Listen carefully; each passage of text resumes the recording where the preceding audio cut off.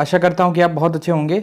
CTET 2022 के लिए हमारे चैनल टारगेट एंट्रेंस एग्ज़ाम पर संपूर्ण क्लास आपको मिल रही हैं प्रीवियस ईयर क्वेश्चंस की जो सीटेट के हैं। ठीक है, तो आज हमारा जो सेक्शन होगा वो हिंदी का होगा, जिसमें आपके 30 क्वेश्चन आते हैं टोटल, जिसमें से 15 जो होते हैं वो कंटेंट के होते हैं और जो आपके अदर 15 है वो आपके पेडागोजी के होते हैं। ठीक है, तो कोशिश करते हैं कि आप ध्यान से क्वेश्चंस को सॉल्व करें, जिससे हम लोग और वीडियोस लाते रहें। चलिए, तो पहला मैं गद्यांश को रीड करूंगा, आप भी साथ में देखते रहिए और फिर इसके बेसिस पे उत्तर दीजिएगा।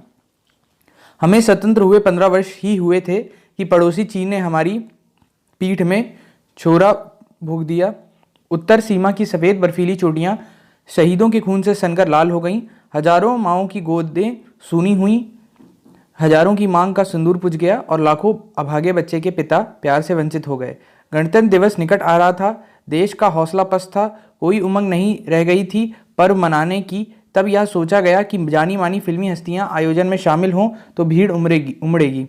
वहाँ कोई ऐसा गीत प्रस्तुत हो तो जो लोगों के दिल को छूकर उन्हें झकझोर दे।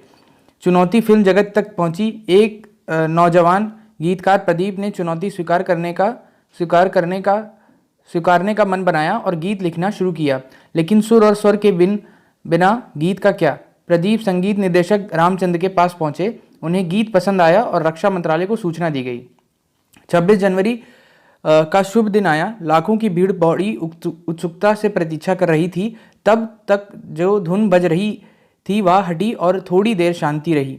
तभी उस शांति को चीरता हुआ लता मंगेशकर का वेदना और चुनौती भरा स्वर सुनाई पड़ा। ए मेरे वतन के लोगों, जरा आंख में भर लो पानी। समय जैसे थम गया, सभी के मन में एक ही भाव, एक ही रस में डूब गया।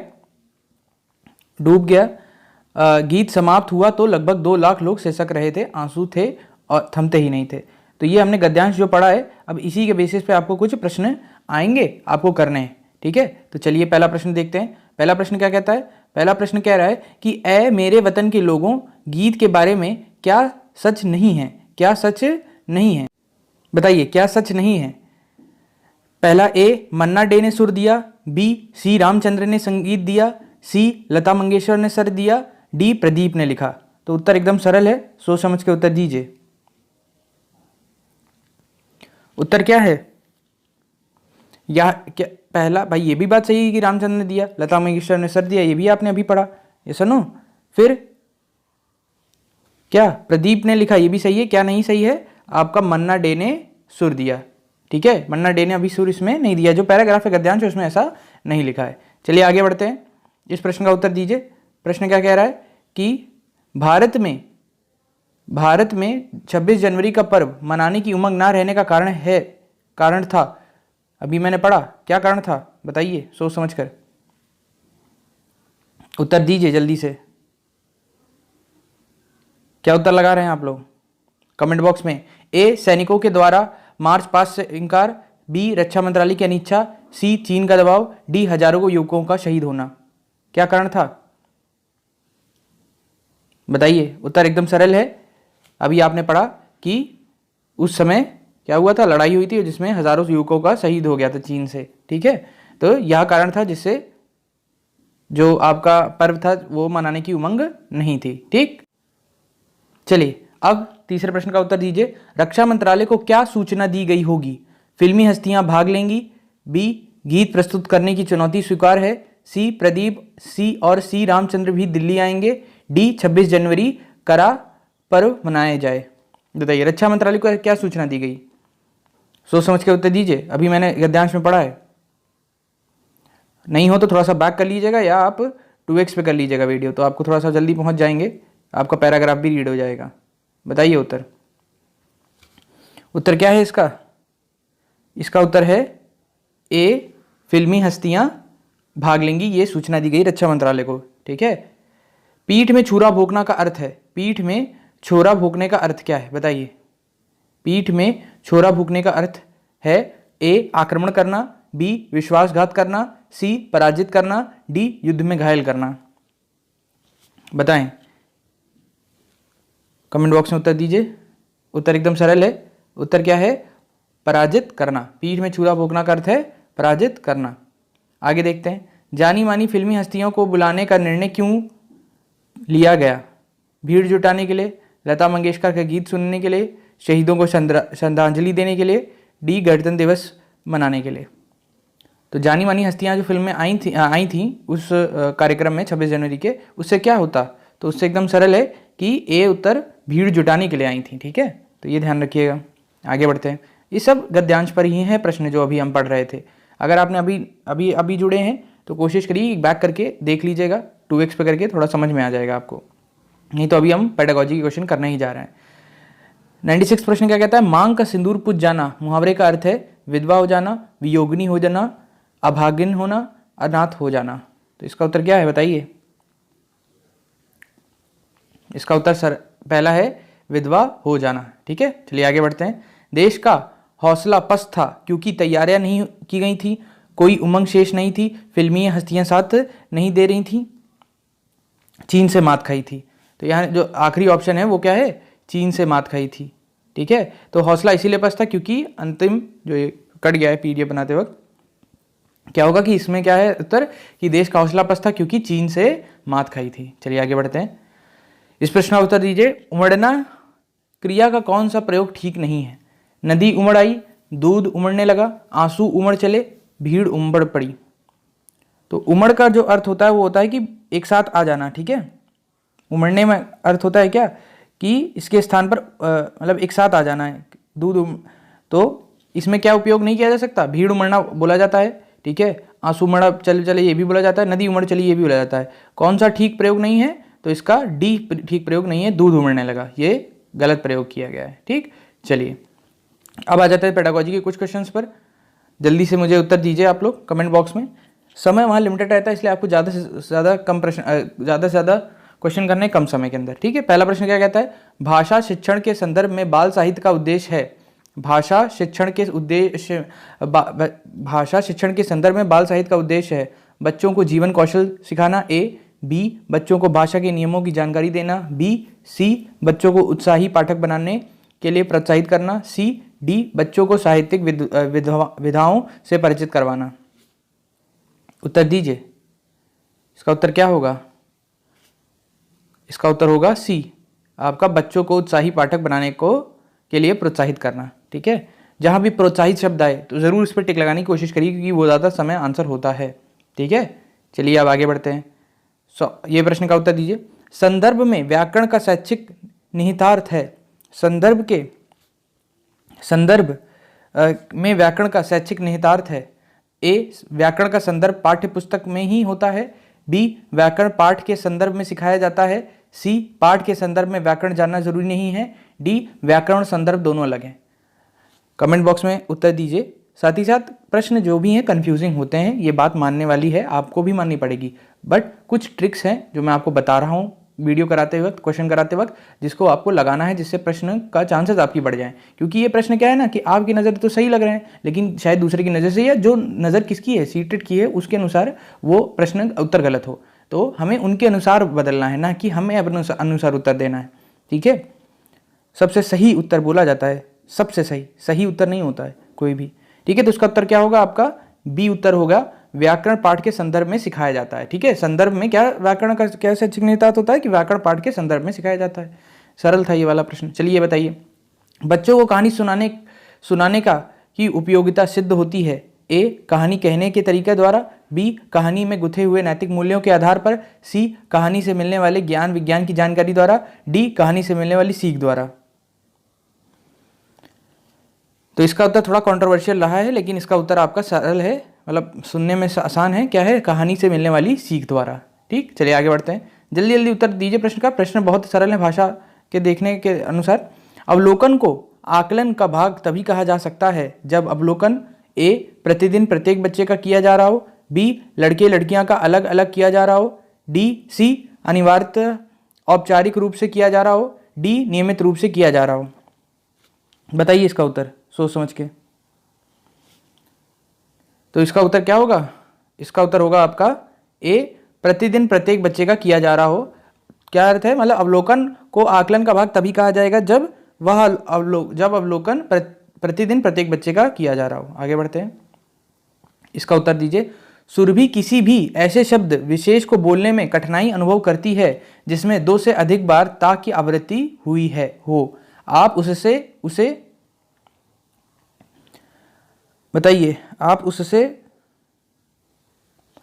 ए ऐसे शब्दों का विकल्प ढूंढ कर देंगी, बी ऐसे शब्दों को बार बार सुनने के लिए कहेंगी, सी बोलते समय इस ओर ध्यान ना देने के लिए कहेंगी, डी ता वाले शब्दों का बार बार उच्चारण करवाएंगी। देखिए, सुरभि किसी भी ऐसे शब्द विशेष को बोलने में कठिनाई अनुभव करती है जिसमें 2 से अधिक बार ता आता है, जैसे तोता नहीं बोल पाती होगी की आवृत्ति होती है, तो उससे आप क्या करेंगे, क्या बोलेंगे कि जिससे उसको आसानी हो। उत्तर क्या होगा, आप प्रैक्टिस कराएंगे। ठीक है, प्रैक्टिस कैसे होगी, ता वाले शब्दों का बार बार उच्चारण करवाएंगे। ठीक है, करवाएंगी। ठीक, ये उत्तर होगा इसका। ठीक, चलिए आगे बढ़ते हैं। इसका उत्तर दीजिए। प्राथमिक स्तर पर भाषा का आकलन करने में सर्वाधिक सहायक है, बताइए, सोच समझ के बताइए। प्राथमिक स्तर पर भाषा का आकलन करने में सर्वाधिक सहायक है पोर्टफोलियो, ए, बी नाटक का मंचन, सी वीडियोग्राफी, डी लिखित परीक्षा। बताइए, तो इसका उत्तर क्या होगा, सी वीडियोग्राफी। ठीक है, प्राथमिक स्तर पर भाषा का आकलन शेष जो है सहायक क्या है, वीडियोग्राफी से बहुत ही मदद मिलती है प्राथमिक बच्चों को, फर्स्ट से 5th वाले को। अभी तक जिसने भी फॉर्म नहीं भरा है प्लीज़ भर दें, अपने दोस्तों को बताएं कि फॉर्म भर दिया जाए। और वीडियो, अगर आपको फॉर्म भरने में कोई दिक्कत है तो हमारे चैनल पर वीडियो है जिसको देखकर आप फॉर्म इजीली भर सकते हैं। ठीक, चलिए आगे बढ़ते हैं। इस प्रश्न का उत्तर दीजिए। यदि तुम्हें डालियां भरकर आम दे दिए जाएं तो तुम क्या करोगी। इस प्रश्न का उद्देश्य है बच्चों के अनुभव और चिंतन को स्थान देना, बी बच्चों की मौखिक परीक्षा लेना, सी बच्चों को गणित की ओर प्रवृत्त करना, डी बच्चों को नए शब्दों से परिचित कराना। बताइए, यदि तुम्हें डलिया भरकर आम दे दिया जाए तो तुम क्या करोगी। उत्तर क्या होगा, बताइए सोच समझकर। इसका उत्तर क्या है आपका, इसका उत्तर है ए बच्चों के अनुभव और चिंतन के स्थान देना। ठीक है, जब भी आप उनसे कोई ऐसा प्रश्न पूछते हैं जो कोर्स बुक से बाहर है तो उससे क्या होता है कि उनकी सोच आगे बढ़ती है। ठीक है, उससे उनकी सोच समझ आगे आपकी आती है। उत्तर बताइए, सोच समझ के ही। उत्तर क्या होगा आपका, ए ही उत्तर इसका होगा।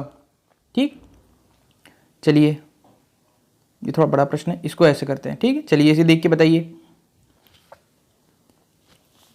भाषा शून्य में विकसित नहीं होती, इसका शैक्षिक निहितार्थ है कि भाषा सीखने के लिए डैश अनिवार्य है। बताइए, भाषा शून्य में विकसित नहीं होती, शून्य मतलब अकेले में कहीं विकसित नहीं होती है, इसका शैक्षिक निहितार्थ है कि भाषा सीखने के लिए डैश अनिवार्य है। ए पारिवारिक संवाद, बी सामाजिक अंतःक्रिया, सी विद्यालय पढ़ाई लिखाई, डी भाषा प्रयोगशाला। क्या उत्तर है, क्या उत्तर होगा बताइए। जैसे मान लीजिए कि मैंने एक भाषा बनाई, मैंने कहा मेरे पास एक भाषा है कोंकणी, ठीक, लेकिन वो सिर्फ मैं जानता हूँ, तो कुछ फायदा है क्या, नहीं है। तो सबसे जरूरी क्या है, क्या पारिवारिक संवाद से भी कुछ हो जाएगा क्या, नहीं। तो हमेशा किसी भी कोई विकसित होगी भाषा तो वो सामाजिक अंतःक्रिया से होगी, ना ही विद्यालय की पढ़ा लिखाई से होगी। ठीक है, सिर्फ सामाजिक अंतःक्रिया से। भाई हमारे स्कूलों में फ्रेंच, जर्मन, मैंड्रिन सब पढ़ाई जाती है, लेकिन आप लोग और हमें आती है क्या, नहीं आती। हमें जो वही भाषाएं आती हैं जो हमारे सामाजिक अंतःक्रिया में है। कौन हमारे यहाँ जर्मनी बोलता है, जर्मन बोलता है हमारे देश में, ठीक है। तो जब तक समाज में नहीं आएगी कोई भाषा तो उसका विकास पूर्णतः नहीं हो पाएगा। चलिए इस प्रश्न का उत्तर दीजिए। प्राथमिक स्तर पर भाषा शिक्षण का उद्देश्य है बच्चों को डैश, ए व्याकरणिक नियमों को कंठस्थ करवाना, बी अक्षरों की बनावट के प्रति सचेत करना, सी सहज अभिव्यक्ति का अवसर देना, डी मातृभाषा की लिपि को पहचान करवाना। बताइए इसका उत्तर क्या है आपका, इसका उत्तर है आपका प्राथमिक स्तर पर भाषा शिक्षण का उद्देश्य है बच्चों को अक्षरों की बनावट की प्रति सचेत करना। ठीक है, चलिए आगे बढ़ते हैं। इस प्रश्न का उत्तर दीजिए। भाषाई कौशलों के संबंध में कौन सा कथन सही नहीं है। ए सभी भाषाई कौशल अंतः संबंधित है, बी सभी भाषाई कौशल स्वयं ही विकसित होते हैं, सी सभी भाषाई कौशल पाठ्य पुस्तक से ही विकसित होते हैं, डी कोई भी भाषाई कौशल अंतः संबंधित नहीं होता। भाषा कौशल क्या है, लिखना, पढ़ना, बोलना, सुनना, ये सब भाषाई कौशल है। तो इसका में उत्तर क्या होगा बताइए, सोच समझ के ऑप्शन पढ़िए। तो इसका उत्तर क्या है, इसका उत्तर है आपका ए सभी भाषाई कौशल अंतः संबंधित है। ठीक है, अंतः संबंधित एक दूसरे से संबंधित है, कोई भी अकेले एग्जिस्ट नहीं करता है। ठीक है, अगर मैं सुन रहा हूं तो मैं बोल भी पाऊंगा, कभी ना कभी लिख भी पाऊंगा, ये सब एक साथ विकसित होता है। चलिए बढ़ जाइए। पढ़कर समझना कुशलता का विकास करने में सबसे कम महत्वपूर्ण है? ए, कहानी का अंत बदलवा देना, बी, कहानी पर आधारित व्याकरण समझाना, सी, कहानी को अपनी भाषा में कहलवाना, डी, कहानी पर आधारित प्रश्न बनवाना। तो पढ़कर समझना कुशलता का विकास करने में सबसे कम महत्वपूर्ण है। जैसे मैंने पढ़ा और समझा, ये जो एक स्किल है, इस कुशलता का विकास करने में सबसे कम महत्वपूर्ण क्या है इन चार ऑप्शन में से? प्रश्न कठिन है हल्का सा, तो इसका उत्तर क्या होगा? कहानी पर आधारित व्याकरण समझाना। अब व्याकरण समझाने से क्या होगा भाई? व्याकरण समझाने से कुछ थोड़ी होगा, उससे हम पढ़कर समझ थोड़ी पाएंगे। व्याकरण अलग चीज़ है, पढ़कर समझना एकदम अलग चीज़ है, और ये कुशलता का विकास नहीं कर पाएगी, सबसे कम विकास कर पाएगी। ठीक, चलिए अब इस प्रश्न का उत्तर दीजिए, थोड़ा बड़ा है, आराम से, इतना ही हो पाएगा। देखिए ध्यान से, निम्नलिखित में कौन सा कथन प्राथमिक स्तर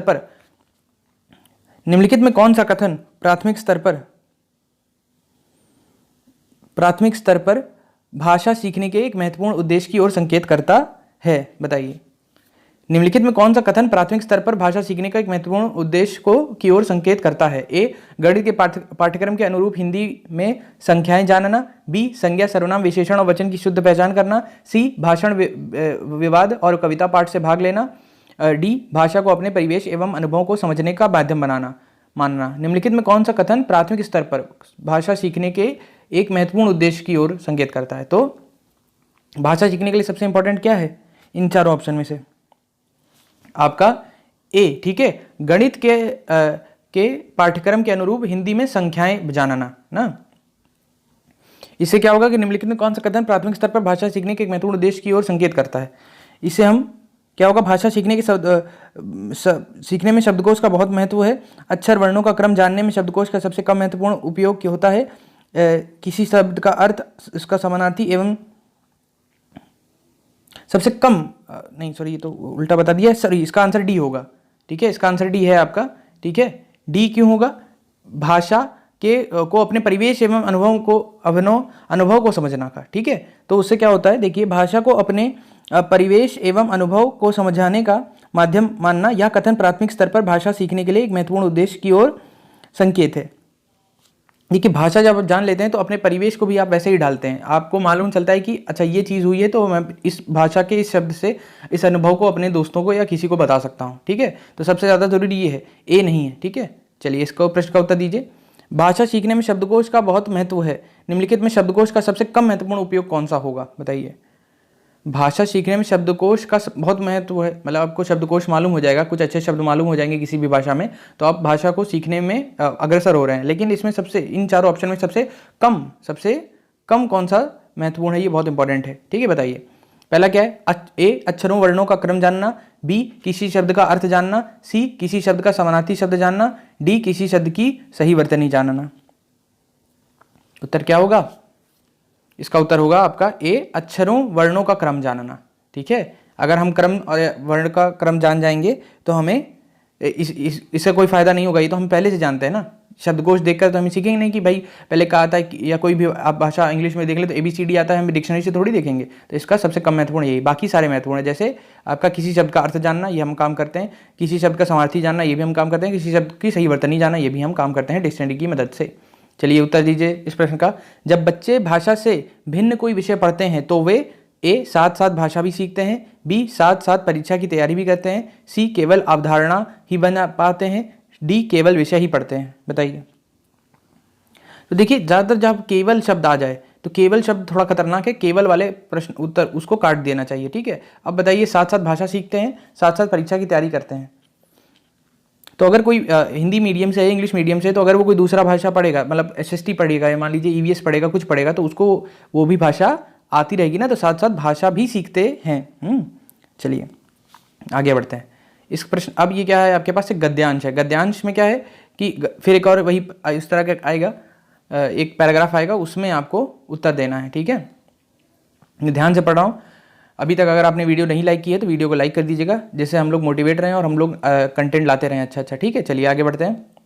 बारिश के लिहाज से वह साल ठन ठन गोपाल था, खेतों में जैसे तैसे धान रोप दिए गया था, लेकिन तेज धूप ने उसे झुलसा डाला था। सावन सिर पर था और बादल लापता कि तभी एक उमसती हुई रात में बिजली कड़कने से नींद खुली। थोड़ी देर में झींसियाँ पड़ने लगीं, चारपाइयाँ आंगन से उठाकर भीतर कर ली गईं, लेकिन हवा गुम थी और गर्मी ज्यों की त्यों, लिहाजा वह रात रत जगह में ही गई। सुबह हुई तो लोग ध्यान बचे जाने को लेकर ऊपर वाले का शुक्रिया अदा करते दिखे। बरसात रात वाली रफ्तार से ही जारी थी, न उससे धीमी न तेज। आसमान समतल और तकरीबन सफ़ेद था। बादल बीच बीच में ज़रा सा गुर्रा कर खामोश हो रहे थे। स्कूल का टाइम हुआ तो जैसे ढीलों ने एक तरफा तौर पर रेनी डे मनाने का फैसला किया, जबकि पढ़ाकुओं ने बस्ता लादा और सुपरिचित रास्ते पर चल बड़े चल। थके हारे पढ़वैये साथ शाम को लौटे तो उनकी हालत कटे खेत में पानी भरने पर भागे चूहे जैसी थी। बारिश ने से बुरी तरह उब कर हम सोए, इस उम्मीद में कि किस कल नीला आकाश देखने को मिलेगा। चलिए इस गद्यांश के उस पर हम लोग प्रश्न करने जा रहे हैं। पहला प्रश्न है 114वां। बारिश के लिहाज से वह साल ठन गोपाल था। वाक्य का भाव है ए बहुत बारिश हुई, बी अकाल के कारण पैसा नहीं था, सी पढ़ाई नहीं कर पाए थे, डी बारिश नहीं हुई थी। तो ये सरल है। देखिए ये प्रश्न आप अगर कर लेंगे, ये तो मतलब सबसे आप कर ही लेंगे आराम से। मुझे उत्तर दीजिए जल्दी से, कॉमन सेंस है आपके पास। तो उत्तर क्या होगा इसका? डी बारिश नहीं हुई थी। ठीक है, ठन गोपाल मतलब यही है। इस प्रश्न का उत्तर दीजिए। सावन सिर पर था, इस कथन का आशय है कि सावन दूर था, आने वाला था, आ चुका था, सूखा था। तो कोई चीज अगर सर पे है तो वो तो आ ही चुकी है ना, तो आ चुका था। इसका उत्तर होगा सी, सावन सिर पर था, इस कथन का आशय है कि सावन उस समय सी आ चुका था। आगे बढ़ते हैं। गद्यांश के आधार पर कहा जा सकता है कि अगले दिन ए लोग तेज बारिश के ना होने से खुश थे, बी तेज बारिश में रेनी डे मनाया जाता है, सी लोग बारिश होने से खुश थे, लोग बारिश के ना होने से परेशान थे। बताइए, ये थोड़ा प्रश्न कठिन है, मतलब पैराग्राफ पे ही है लेकिन थोड़ा सा अलग है। तो लोग बारिश होने की वजह से खुश थे। भाई सबके अभी तक अकाल था, लेकिन ठन गोपाल था, लेकिन बारिश हुई तो खुश थे। कौन खुश नहीं थे? तो वही बच्चे जो वापस आ रहे थे, जो भीग कर आ रहे थे। झिसियां शब्द का भाव है तेज फुहारे, तेज बूंदाबांदी, बहुत हल्की बूंदाबांदी, मूसलाधार बारिश। बताइए इसका उत्तर। इसका उत्तर क्या होगा? झिसियां शब्द का भाव है 170वें प्रश्न का, इसका भाव है बहुत हल्की बूंदाबांदी होना। ठीक है, झिसियां का अर्थ होता है। चलिए आगे बढ़ते हैं। बी इस प्रश्न का इस 118वें का प्रश्न उत्तर दीजिए। हम जैसे ढीलों ने एक तरफा तौर पर रेनी डे मनाने का फैसला किया। वाक्य में लेखक ने अपनी किस विशेषता को बताया है? पढ़ाई में पिछड़े, हर्षोल्लास से त्यौहार मनाने वाले, दिमाग से कमजोर। ठीक है, और डी ऑप्शन जो है इसमें नहीं दिख रहा है, मैं पढ़ दे रहा हूं, बारिश का मजा लेने वाले। ठीक है, तो जो ढीले लोग हैं उसका अर्थ क्या होता है? जो पढ़ाई में पिछड़े हैं।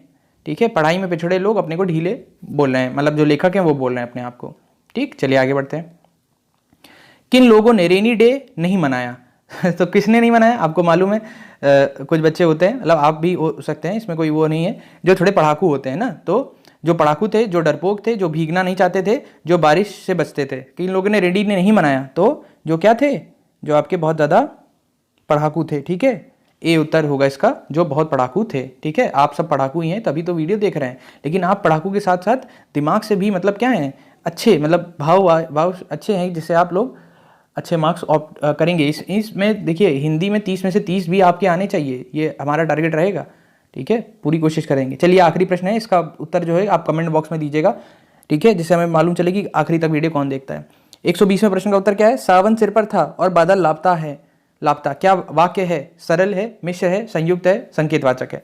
कमेंट बॉक्स में उत्तर करिएगा इसका। लास्ट में कमेंट बॉक्स जो फाइनल वाला होता है, जहाँ नीचे होता है, उसमें करिएगा। ठीक है, चलिए मुझे उम्मीद है कि आपको क्लास पसंद आई होगी। कोशिश करिए कि अपने दोस्तों को शेयर कर दीजिए, वीडियो को लाइक ज़रूर कर दीजिएगा। ठीक है, जिससे हमें मोटिवेशन मिले, और चैनल को सब्सक्राइब कर लीजिएगा अगर अभी तक नहीं किया है। Thank you, bye bye.